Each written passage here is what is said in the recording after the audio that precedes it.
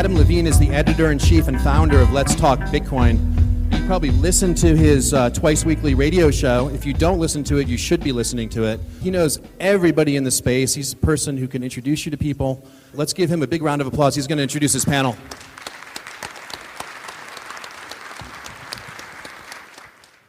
Morning, everybody. So this panel is called New Ideas in Bitcoin.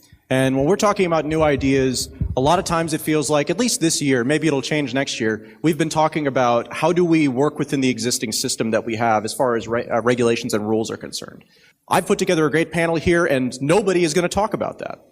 We're not going to talk about whether or not it's legal at all. Simply, we're going to talk about the various parts that don't have that holdback, that don't have the uncertainty of the regulation, and in fact can be pushed on quite a bit. And these are the people who really are doing that pushing and are making the progress that's going to make 2014 a huge, huge year for cryptocurrency, broadly speaking. So I'm very happy to introduce you. Alexander Bourget, who is a good friend of mine, and I know very well, I just can't pronounce his last name, is the founder of bitcredits.io. Bitcredits is basically, when we have solutions that we use for paying with Bitcoin right now, like the very popular BitPay, all of those are basically built on the old model of how we shop on the internet, because credit cards kind of require a multi-step process. And so BitCredits is one of the first systems that I've seen that requires no such thing, and it does some other innovative things too. So thank you very much for being here. Next up we have Dan Larimer. Dan's the CEO of Invictus Innovations. As far as innovative altcoins are concerned, we've been talking about, Jared mentioned at the end of his talk that Peercoin and Primecoin, these are all coins that are basically the same as Bitcoin in their total value proposition, and they just differ in the ways that they go about securing the network. Dan Larimer and Invictus Innovations are working on a series of projects that are nothing like Bitcoin, that utilize some of the similar things to Bitcoin, some of the similar mechanisms, but have a fundamentally different value proposition. And I think it's going to be something that we're going to be seeing a lot more going into this space. So thank you very much for joining us to talk about that, Daniel. Thank you. Pele Brandgaard is kind of at the other end of the spectrum, where a lot of people are working in, trying to make things more and more advanced. His Capoche wallet is usable on feature phones and specifically target the other 6.5 billion potential Bitcoin adopters, as my co-host Andreas Antonopoulos likes to say. The work that he's doing really is as close as we've gotten so far to seeing penetration into those areas where the technology really hasn't caught up with the Western world. So thank you very much for being here to talk about that. Alan is the founder and CEO of probably my favorite wallet that's out there. I'm super paranoid about, I love blockchain. We had them as a sponsor for a while, but I'm concerned about the value of Bitcoin on the internet, and I'm concerned about wallets that make it so that you're vulnerable to that, even if it is more convenient. There's no such thing as a wallet that's totally convenient and also totally secure, and I think that, in the spectrum, Armory falls, at least to this point, on the very, very secure line and not so much on the convenient side, but you're trying to change that. In addition, Alan is one of the most knowledgeable developers in the Bitcoin protocol that I'm familiar with who isn't working directly on the core development team. So he'll be able to talk to us about what's coming in the future for the protocol, generally speaking. Thank you very much. And finally, Justice Ranveer is an activist in Bitcoin who has a project that's been starting up over the last couple of months that I'm really looking forward to. Bitcoin is so innovative, but one of the things that makes it's difficult is that if you want to sign a contract denominated in Bitcoin, then that contract has to live in a jurisdiction. There has to be a country who has legal authority over it. And so what Justice is designing is a system, and it's not even necessarily a system, it's more like a protocol where you don't have to have that anymore, where arbitration or, where this sort of conflict resolution can be handled in advance and in a stateless fashion at a very low cost that includes everybody. So thank you very much for being here to talk about that. The format of this is I have questions for people, but I would like to take questions from the audience. So we're going to go through 2 questions each. I have a third for each one. After 2 questions, we're going to start lining up, and we'll take questions. We have a limited amount of time for this, so I'm going to get right into it. Okay, starting with Alex. Bitcoin and e-commerce are often talked about in the same breath. But the old way of thinking is, again, that shopping cart workflow that we've kind of been talking about for credit cards. Can you describe why it was that you thought it was important to do something different than that and how you went about doing it? Right, so let's take a shopping cart and go more shopping online experience. We have one of the demos that's actually a wow. People see that and they're wowed. When they go to there's a page that sells a video. And then you go to that page on your browser and the video says, well, it can't be played, please pay. And then you take your phone. You don't touch the keyboard, you don't create an account, you don't validate your email address, you don't send billing information, especially for a video. Send the money and that's it. I would like to see. And what we do is we integrate into that site, and You take your phone out, send the money, and in-your-face video starts, right? That's what I wanted to be able to create and bring Bitcoin's real-time nature to each website. So instead of having an invoice-centric approach, which I really disliked, let me tell you a story. I was trying to buy something with Bitcoin, clicked on Pay with Bitcoin, was redirected to another site with a different branding signature, and then I sent the money through, still being shaky a little bit. Now, I didn't see anything happen for a couple of seconds. I clicked back, then it was back to the other site with no context at all. So I was wondering where my money was, and I clicked Pay again, and then I was presented another invoice, so I was wondering, where was my money? How was it tacked together? Should I pay that one? So no context at all. That annoyed me. So I said it would be way better to have that totally integrated into the site. So I went out and built BitCredits where you can add a JavaScript line to your website, and the forms are built in, and you actually deal with credit. So you send the money to the website, and you strengthen the brand, right? You're sending money to the actual website you trust, and then you can transact value on that website. You send the money, send more money, it's all updated in real time in front of you. So we're dealing with all the security and the other aspects. So our goal is really to bring the full capacity, the real-time nature of Bitcoin and all its different aspects, refunds and all these stuff, directly inside the website and keep the experience very, streamlined. So I think that's a way better way to, especially since Bitcoin allows that, right? So why wouldn't we profit from that? BitCredits essentially allows customers to have a wallet that is on a store website and to have credit, right? So somehow it's not a wallet in the sense that you can't withdraw. So we allow websites to create their own currency, right? Their own way to transact money. So we kind of bridge two things. Credits, which exists outside of Bitcoin right now, Facebook credits and stuff like that, and Bitcoin. And that gives us a powerful mix because we give that to websites. And it's great for them for loyalty programs, because they have credits that can come back to that site. It's left on the site. Then you can create coupons or for donations. Our widget doesn't require to pay $50. Like what we see with credit card. Always, you need an amount. But now you can send $15 and that'll give you, 5 credits for movies. And you consume one, leave it there, and consume another one later on. So you kind of lock in your value up there. And with the volatility in Bitcoin is great. Somehow gift cards, right? You send the money and then you lock the value there. It's not going to be volatile. You have $100 of USD for shoes that you can buy now or later. And that's great for the merchant because now he has the money up front. And a lot of businesses, live on positive cash flows like that. So I think it's pretty cool. Thank you, Alex.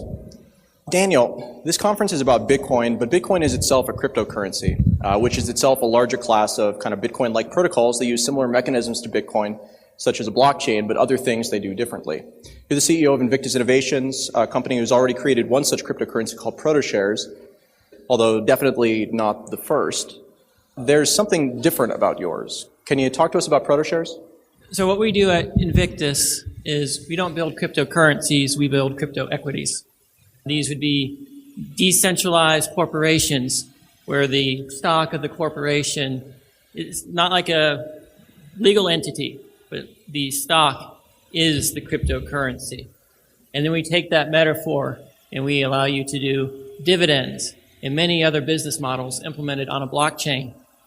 So the first thing we introduced is ProtoShares. If you go to coinmarketcap.com, there's a ton of coins, we're the only shares. And ProtoShares are different than every other cryptocurrency out there because their value proposition is not derived from their use of money, but from what we're going to do is we're going to honor their position in our future blockchains, our future decentralized businesses. And it's a pretty big one that's our flagship is BitShares. And so every ProtoShare you get, you're going to be able to import your wallet and end up with a BitShare. So in order to understand the value proposition of ProtoShares, which we launched in November, and it's had a market cap as high as $40 million it's a month later. It's currently around 25 million. You have to understand what we're doing with BitShares. It's a decentralized bank and exchange that allows you to lend dollars into existence in the same way that the centralized banks lend dollars into existence. You can have dollars on deposit that earn you interest at 5% or more. And it's a dividend paying equity. So Bitcoin, you can trade it and its value can go up and change over time. But 100% of the profits from the transaction fees are paid to the employees of Bitcoin, the miners. Here we're paying it to the shareholders and we're trying to minimize expenses. So it's an entirely different metaphor for designing and building crypto systems. So one of the other things that defined the ProtoShares launch was that a lot of things went wrong. And a lot of things, like you kind of had a roadmap and a plan of what you thought was going to happen, but it sort of blew up. But yet, like you said, you're still in the top 10 valuations of all the cryptocurrencies that are out there after only a month of being out, with fewer coins in existence than most of the other chains that are out there. What happened?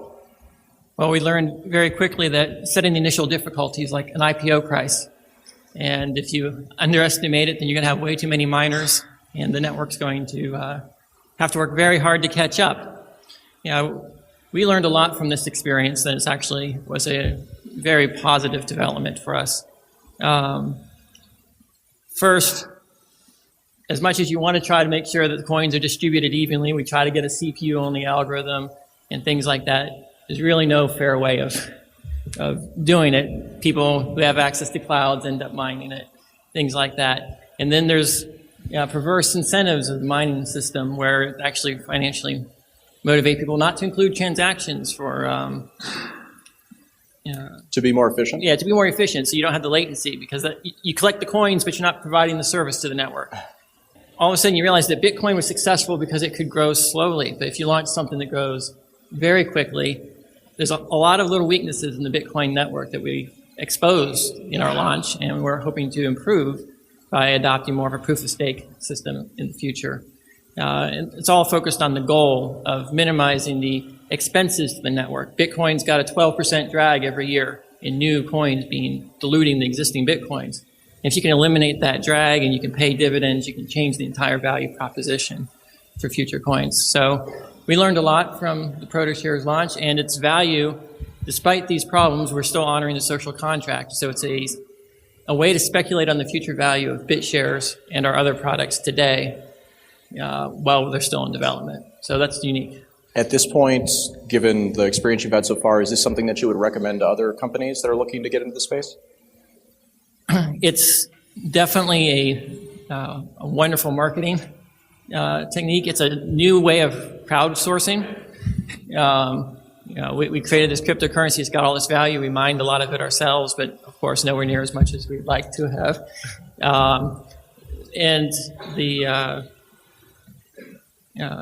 It created an instant community. We went from a brand new forum with hardly anyone on it to almost 2,000 people in a month.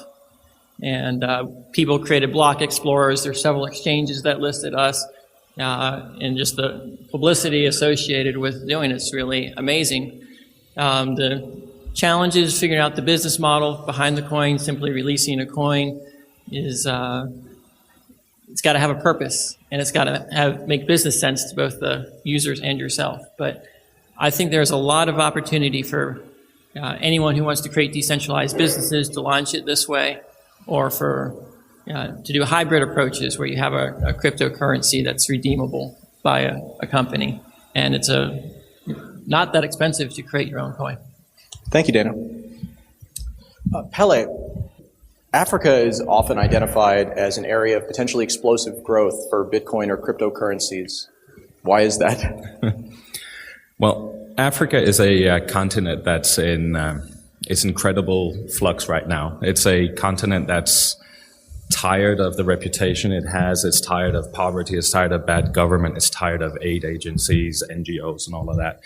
It's a continent that's going out and growing and doing things for themselves right now. And Bitcoin solves a lot of issues, because a lot of problems Africa has had has been based on people saying, no, you can't have that, you can't do this, security issues and all kinds of stuff. And Bitcoin really helps solve a lot of issues.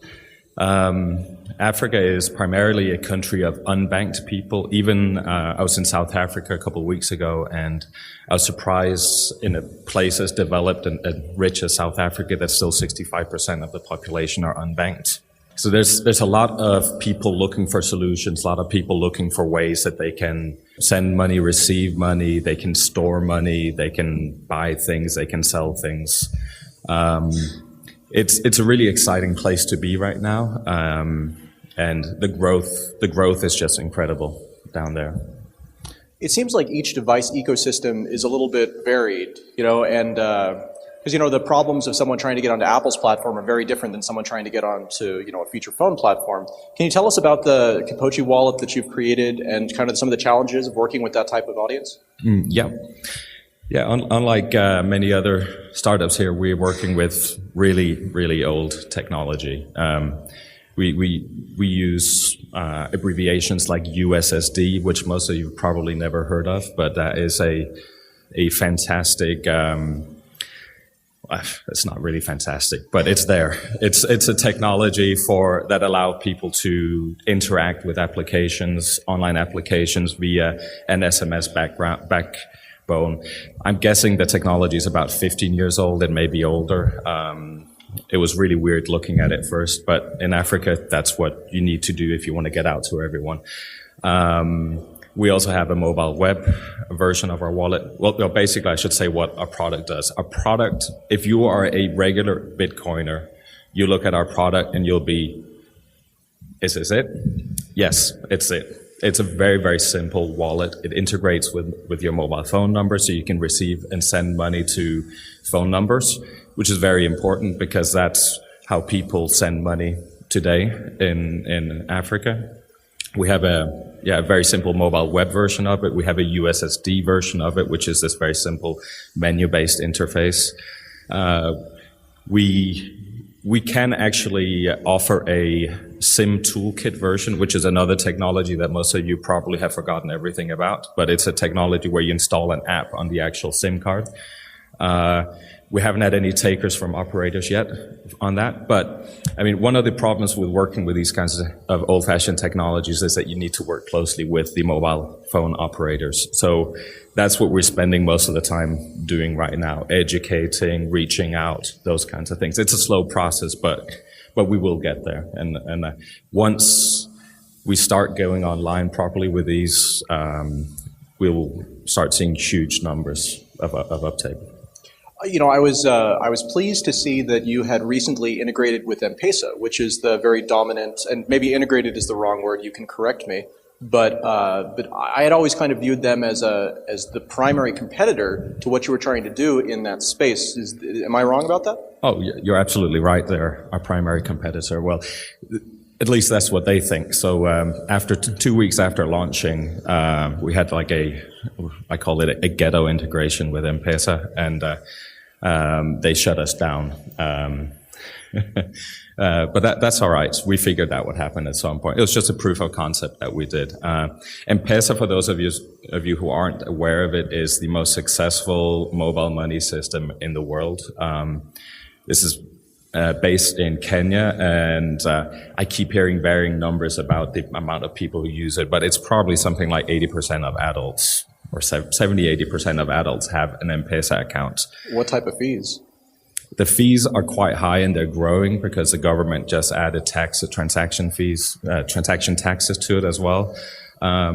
However, it's a very old-fashioned system, and if you're a developer and you want to integrate with it, it's the biggest headache you could possibly believe. I mean, the amount of the solutions that people have come up with down there really to actually create merchant solutions with M-Pesa really speaks to the brilliance of some of the Kenyan hackers. I mean, they're talk to me afterwards, and I'll come up with some. I'll tell you some of the stories. But it's a quite terrible old system, but it won the network, and it's everywhere. So you can pay with M-Pesa in a lot of stores in Kenya. You can send money anywhere. The big problem with M-Pesa and all the other mobile money systems is that you can't send money to other networks. You can't send money abroad. You can't receive money from abroad. There's also a lot of other countries in Africa where they've tried to emulate the success of M-Pesa, but they haven't been able to do it because no one's been able to reach that network effect. So it's an interesting thing. Like all the operators, they want to follow this model. An interesting thing with the M-PESA model is that you don't go to a bank to buy M-PESA. You go to an agency, and some of these agencies, it's just basically like a little shack made from zinc, painted green with like a hand-painted M-PESA logo on. And you just go in there and you say, I want 100 shilling on my phone, and you get 100 shilling sent to you on your phone. You get a text message immediately. The point of sale system is another feature phone. So this is great system that actually, it's a quite interesting system that works well with Bitcoin. The great thing about M-PESA is I have zero problems explaining Bitcoin in Kenya, because I just say people, if they ask, so what are you doing? Oh, I work with this thing called Bitcoin. And they say, so what's that? I say, oh, it's just like M-PESA, except it works internationally and it's a different currency. I say, okay, that's it. There's no questions about it. It works exactly the same way. And we've been quite successful in reaching out to people. There are some regulatory issues down there. We are working closely with the central bank in Kenya, and will be in other countries as well.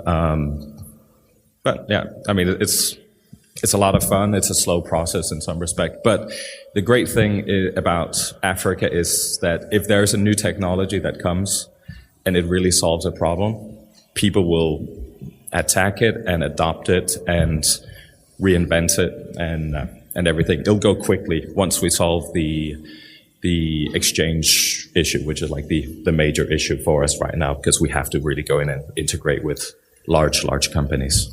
So, thank you, Pele. When you shop with Bitcoin on Gift, you can get gift cards from over 200 retailers. Think of the possibilities. Not only is your holiday shopping taken care of in a snap from your Android device or on the web, but now you have a way to purchase everyday items from stores like Target, CVS, Gap, and GameStop using your Bitcoins. That's not even the best part. When you shop with Bitcoin on Gift, you get 3% back. Ready to shop?